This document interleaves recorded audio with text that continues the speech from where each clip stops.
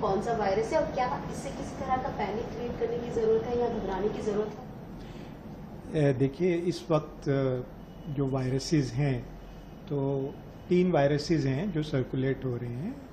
ये एक इन्फ्लुएंजा ए H1N1 virus है, दूसरा एक इन्फ्लुएंजा बी विक्टोरिया वायरस भी है, और पीछे SARS-CoV-2 जो कोविड वायरस था वो भी था, वो थोड़ा अब कम हुआ है। पर ये तीनों वायरसेस इस वक्त सर्कुलेट हो रहे हैं, जिसमें सबसे ज़्यादा जो केसेस इंडिया में इस वक्त हो रहे हैं वो H1N1 के हैं। H1N1 जो आपको पता है कि सीजनल फ्लू, अब इसी को ही सीजनल फ्लू हम कहते हैं। ये वही वायरस है जो पहले 2009 में स्वाइन फ्लू के नाम से आया था, लेकिन अब ये पूरी तरह से ह्यूमनाइज हो गया है और यही सीजनल फ्लू करके आ रहा है सबसे ज़्यादा। तो इस वक्त कोई ऐसा इसमें पैनिक की बात तो है ही नहीं, क्योंकि जो भी हर साल इसमें यही होता है फ्लू वायरस में कि थोड़ा सा वायरस बदल जाता है, तो इसलिए वो दूसरे लोगों को इन्फेक्ट कर पाता है। ये वायरस का कैरेक्टरिस्टिक है। ये फ्लू वायरस जो होता है ये इसी प्रकार का होता है कि ये हर साल थोड़ा थोड़ा चेंज होता है और उसकी वजह से नए लोगों को केसेस होते हैं। इस वक्त जो केसेस हो रहे हैं वो उसी प्रकार के हो रहे हैं जैसे कि नॉर्मली फ्लू के होते हैं, जिसमें ज़्यादातर केसेस सेल्फ लिमिटिंग होते हैं, लेकिन कोई जो रिस्क पे होते हैं कॉम्प्लिकेशंस के लोग, जैसे कि जो बूढ़े लोग हैं, जो बड़े हैं उम्र में, 65 साल से अधिक उम्र के लोगों को थोड़ा सा इसमें कई लोगों को परेशानी होती है, या जो लोग इम्यूनो कॉम्प्रोमाइज्ड होते हैं उनमें दिक्कत आती है। कुछ प्रेग्नेंट वुमेन में कई बार प्रॉब्लम्स हो सकती हैं, पर in general it is the same. ये वही वायरस उसी तरह की बीमारी इस वक्त कर रहा है जैसा कि हर साल होती है। सर, लोगों को क्या मैसेज देना चाहिए, क्या प्रिवेंटिव मेजर्स लोग ले सकते हैं? सबसे इम्पॉर्टेंट प्रिवेंटिव मेजर यही है कि आप, जैसे आपने कोरोना वायरस में जो जो किया वो सारा ही ऑलमोस्ट इसमें करना है। इसमें मास्क की ज़रूरत नहीं होती है, क्योंकि ये वायरस जो है एरोसॉल नहीं बनाता, ये ड्रॉपलेट इन्फेक्शन होती है। तो यदि किसी को खांसी जुकाम है, फ्लू है, उससे थोड़ा डिस्टेंस मेंटेन करें। आप दिन में कई बार अपने हाथ अच्छे से साबुन से धोएं। जो कॉमन शेयर्ड सरफेसेस होते हैं उनको क्लीन करके रखें। आप किसी भी तरह की, अगर आपको बुखार चढ़ रहा है, गला खराब हो रहा है, बॉडी एक है, तो अपने को थोड़ा आइसोलेट करें, अपने को सब लोगों के बीच में ना जाएं जब तक आप थोड़े ठीक नहीं हो जाते।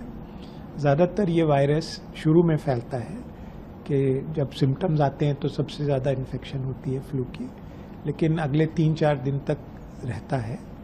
तो तब तक अगर आप अपने को अलग रखेंगे, और बाकी जैसे कि उसमें था कि यदि आप खांसते हैं या छींकते हैं तो अपना मुंह कवर करेंगे, जिससे कि ड्रॉपलेट्स जो हैं वो फैलेंगी नहीं। तो ये सब जो हम और ने कोरोना में सीखा है, ये सभी चीज़ें हमारी काम आती हैं। और इन जनरल आप अच्छे से सोएं, स्ट्रेस फ्री रहें, न्यूट्रिशन अच्छी रखें तो बहुत अच्छा है।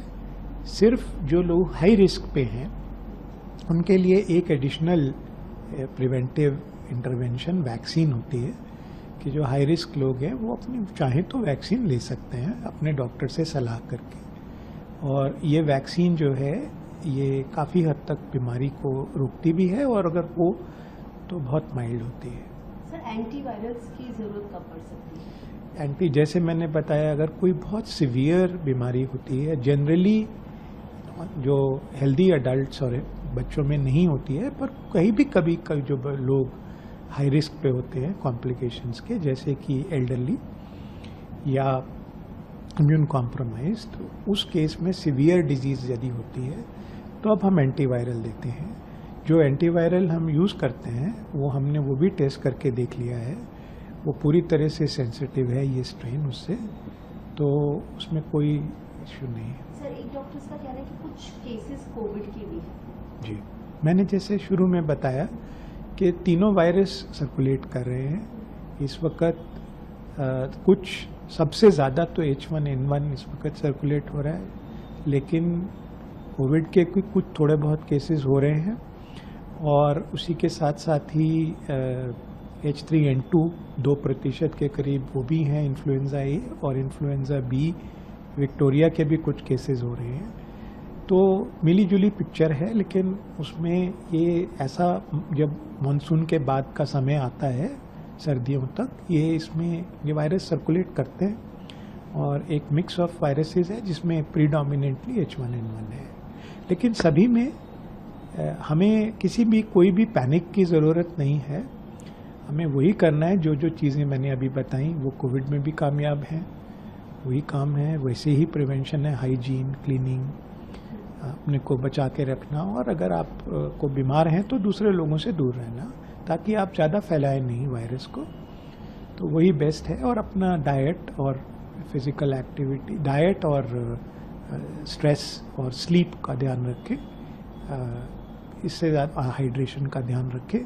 और यदि सीवियर डिजीज़ हो, यदि आपको लगता है कि आपको सांस में दिक्कत हो रही है, आप बहुत ज़्यादा कोई बेहोशी की तरफ जा रहा है और कोई परेशानी हो रही है, तो अस्पताल जाना ज़रूरी है। Otherwise normally self limiting condition. For more such videos, subscribe to the NewsX YouTube channel, hit the bell icon.